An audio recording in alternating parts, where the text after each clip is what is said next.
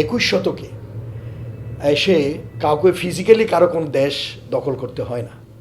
কারণ আপনি দেখেন, ভারত কিন্তু আমাদের দেশ দখল করে নাই, কিন্তু ওরা ওদের দেশ থেকে আমাদের দেশে বাজার দখল করছে, আমাদের এডুকেশন সেক্টর, কালচারাল সেক্টর সব কিছু দখল করছে এবং চালাইছে।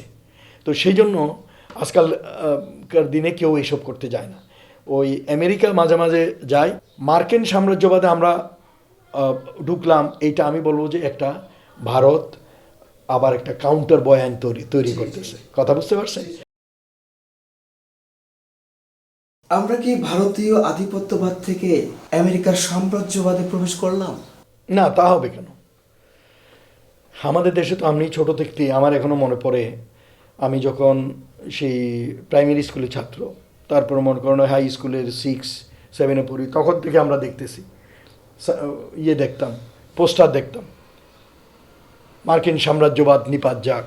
হ্যাঁ, দেখছেন তো, মার্কিন সাম্রাজ্যবাদ আছে, তারপরে এই যে ব্রিটিশ সাম্রাজ্যবাদ আছে, ফ্রান্স সাম্রাজ্যবাদ, এই যে বিভিন্ন জায়গায় কলোনি যে এস্টাবলিশ করছে বিভিন্ন সময় বিভিন্ন দেশ, ফ্রান্স, জার্মানি, তারপরে মনে করেন ব্রিটিশরা, একইভাবে ভারতও চেষ্টা করতেছে। তো আজকালকের দিনে হচ্ছে কি, এই 21 শতকে এসে কাউকে ফিজিক্যালি কারো কোনো দেশ দখল করতে হয় না।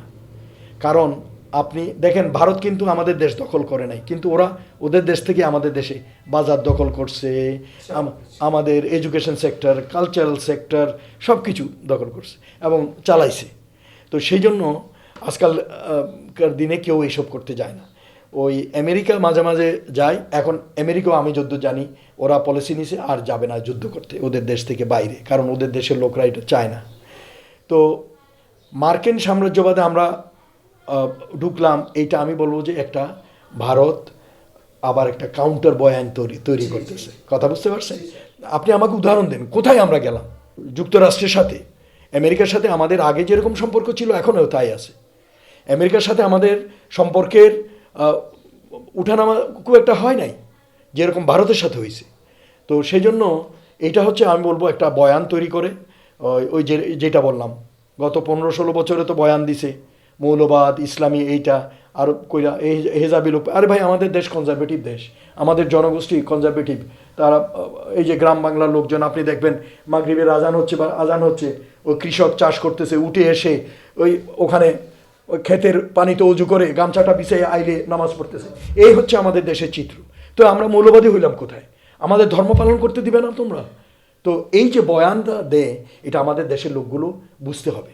এই যে দেখেন, এই যে অটোমান আম্পায়ার থেকে শুরু করে বিভিন্ন মুসলিম আম্পায়ার যেভাবে ধ্বংস হয়েছে, ধ্বংস হওয়ার একমাত্র কারণ হচ্ছে ওখানকার কিছু অংশকে, কিছু সোকল বুদ্ধিজীবী, কিছু সোকল তরুণ সমাজ এদেরকে মিসগাইড করছে। কিভাবে?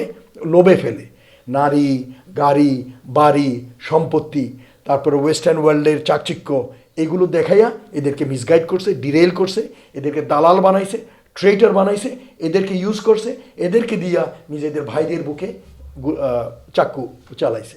তো একইভাবে আমার দেশে যারা আছে, যারা আমাদের দেশের লোক হয়ে এই ভারতের পক্ষ নিয়ে বিভিন্ন বয়ান তৈরি করতেছে, বিভিন্নভাবে দেশের স্বার্থবিরোধী কাজ করতেছে, জনগণের স্বার্থবিরোধী কাজ করতেছে, আমি বলবো they should come to their senses.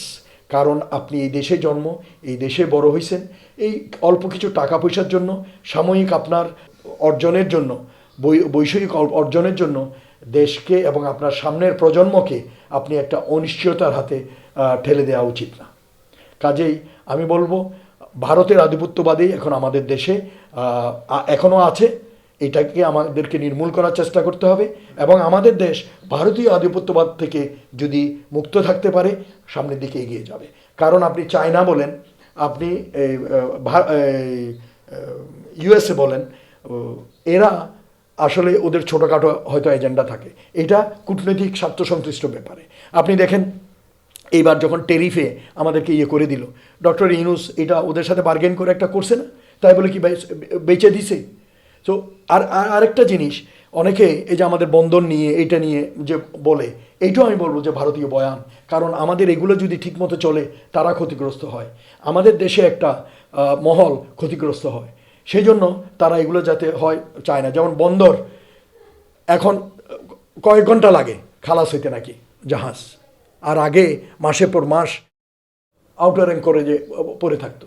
তারপর মনে করেন আপনাকে আমি আমার ঘর ভাড়া দিলাম, ঘরের মালিকানা তো আপনাকে দিই নেই, তো কাউকে যদি আমার টার্মিনাল হ্যান্ডলিংয়ের জন্য আমি লিজ দিই, লিজ মানে ভাড়া দেয়া, তো এইটা দিতে সমস্যাটা কোথায়? এই যে বামপন্থী দলগুলা ছাগলের 3 নম্বর বাচ্চার মতো খালি লাফাইতে থাকে টাকা খাইয়া, তারা এইটা নিয়ে চিল্লাপাল্লা করতেছে। তারপর ওখানে লোকাল কিছু সিন্ডিকেট আছে যেটার সাথে বড় বড় রাজনৈতিক দলের লোকজনও জড়িত, আমরা জানি, যে টাকা খাওয়ার জন্য তারা এগুলো নিয়ে লাফালাফি করতেছে। But I will say this is a excellent decision. দরকার হলে আমি বলবো আমাদের বিমানবন্দর দিয়ে দেওয়া হোক বিদেশি হ্যান্ডলারের কাছে নির্দিষ্ট সময়কালের জন্য, এর মান উন্নত হবে। তো এটা মডার্ন ইকুইপমেন্ট দিয়ে এটাকে সুন্দর করে সাজাবে ওরা, তারপর ওরা চলে যাবে, এটা আমাদের হবে।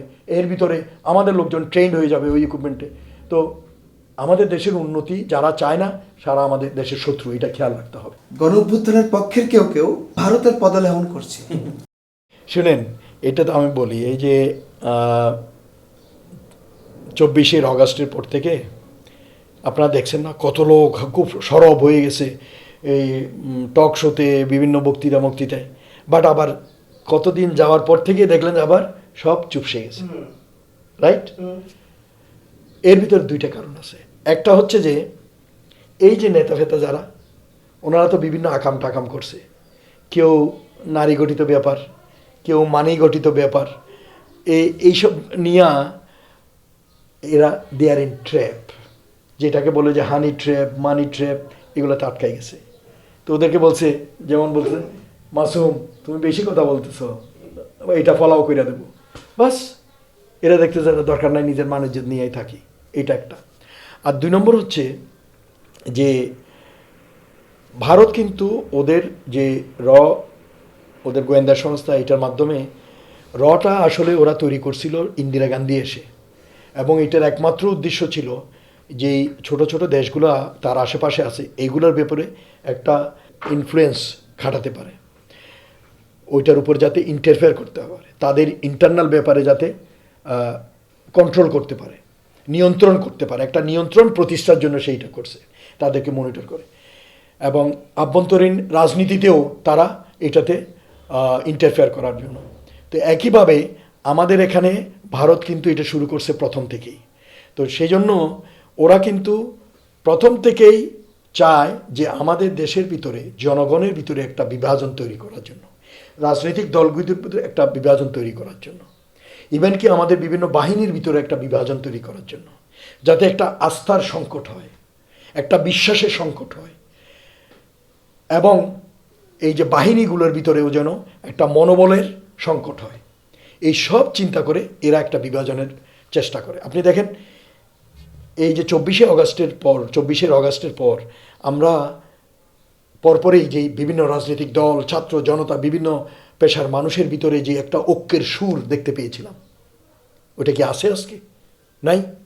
কারণ যতই দিন যেতে লাগলো আমরা দেখলাম এটা আস্তে আস্তে ধোঁয়াশা হয়ে যাচ্ছে, ফেইডেড হয়ে যাচ্ছে।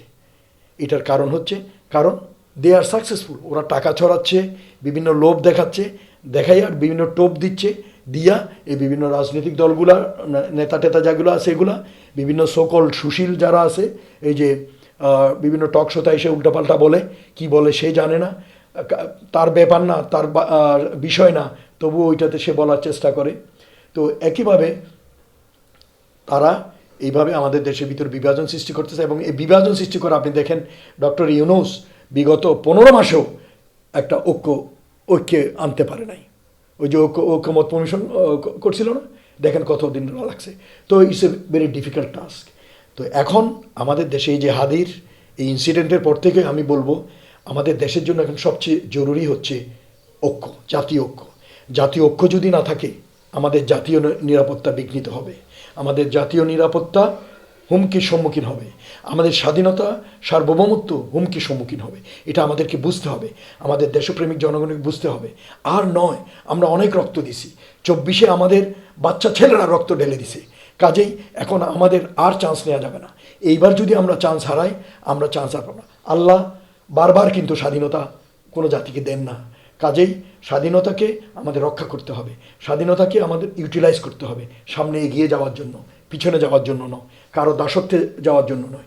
তো সেই জন্য বাংলাদেশের জনগণ, বিভিন্ন দলের লোক, তারা বোঝা উচিত দেশের স্বার্থের জন্য কাজ করে। আপনি দেখেন, এই যে ইভেন কি ভারতের কথাই দেখেন, তারা রাজনীতি করে বিভিন্ন দল, কিন্তু যখন দেশের স্বার্থের ব্যাপারে কোনো কিছু আছে সবাই এক হয়ে যায়। তো আমাদের তাই হওয়া উচিত। কাজেই আমাদের এখন জাতীয় ঐক্যটা হচ্ছে সবচেয়ে বেশি জরুরি। একজন একজনকে খুনাখুনি করা, একজন একজনকে মারামারি করা, গালাগালি করা, একজনের চরিত্র হনন করা, একজনকে অপবাদ দেওয়া, এটা কোনো রাজনীতি নয়। সেই পুরনো রাজনীতি থেকে আমাদেরকে ফেরত আসতে হবে। আমরা এই 24-এর পর পুরো জাতিকে স্বপ্ন দেখাইছি নূতন ধারার রাজনীতির। এই নূতন ধারার রাজনীতি দেখাই আপনারা যদি আবার ফিরে যান সেই পুরনো কাহিনী গান, পুরনো বয়ান বলেন, 71-এর বয়ান বলেন, রাজাকার বয়ান বলেন, এই বয়ান বলেন, বইলা জাতিকে আবার বিভাজন করেন, আবার ফাটাফাটি করেন, সেটা ঠিক হবে না। কাজে আপনারা you come to the senses. আপনারা যদি এসব করেন, এই রাজনীতিবিদরা, এই রাজনৈতিক দলগুলোর জন্য আমাদের দেশে সবসময় কিন্তু সংকট হয়, তৈরি হয়। কাজেই আপনাদের কিন্তু রাস্তায় লোক আর নামতে দেবে না, আপনাদেরকে ইট মেরে মেরে শেষ করবে। কাজে আপনারা সতর্ক হন, আপনারা ঐক্যবদ্ধ থাকুন এবং দেশের স্বার্থের জন্য কাজ করুন।